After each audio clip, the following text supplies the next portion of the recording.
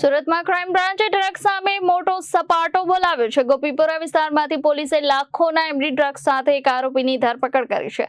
પોલીસે વધુ તપાસ હાથ ધરી છે।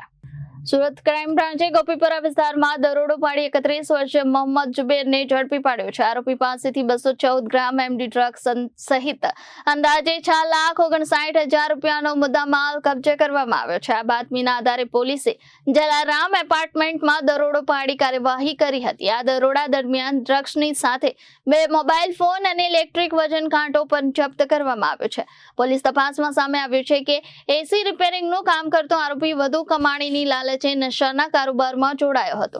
આ કેસમાં શાહપુરનો કુખ્યાત એઝાઝ ઉર્ફે બાટલાને વોન્ટેડ જાહેર કરવામાં આવ્યો છે। ક્રાઇમ બ્રાન્ચે એનડીપીએસ એક્ટ હેઠળ ગુનો નોંધી વધુ તપાસ હાથ ધરી છે। સુરત શહેર તથા ગુજરાત સરકારની નો ડ્રગ્સ નીતિના હેઠળ ગત તારીખ 2/4/26ના રોજ પીએસઆઈ પુવાર સાહેબને એવી બાતમી મળેલી કે ગોપીપુરા મોમનાવાડમાં એક આરોપી મોહમ્મદ જુબેર ઉર્ફે ગુલામ રસૂલ નાઓ એમડી ડ્રગ્સનું વેચાણ કરે છે। જે બાતમી આધારે પીએસઆઈ પુવાર સાહેબ, પીઆઈ પરમાર સાહેબ અને પીએસઆઈ મીરની ટીમે ત્યાં રેડ કરતા રેડમાં 214.730 ગ્રામ એમડી રૂપિયા 6,44,190નો મુદ્દામાલ મળી આવેલ અને એ આરોપી ગોપીપુરામાં રહે છે અને આ આરોપીના વિરુદ્ધમાં બીજા કોઈ ગુના નથી।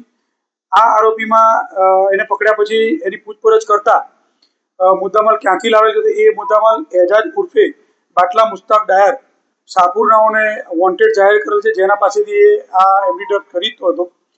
અને આ જે જુબેર છે એ જુબેર અલગ અલગ વિસ્તારમાં જે પોસ્ટ વિસ્તાર છે 18 વેસુમાં છૂટક એમડી ડ્રગ્સ પડીકી બનાવી અને વેચવાનો ધંધો કરતો હતો। આ છેલ્લા 1 વર્ષથી એને એમડીનો ધંધો ચાલુ કરેલો છે। એ આપવાનો અલગ અલગ વિસ્તારમાં 18 વેસુ એવા પોસ્ટ વિસ્તારમાં પડીકી બનાવી જેમ ગ્રાહક મળે એમ અલગ અલગ લોકોને વેચતો હતો। ના, આના વિરુદ્ધમાં અગાઉ કોઈ ગુના નથી, આ પ્રથમ ગુનો છે। Bureau report Janadesh news, Surat.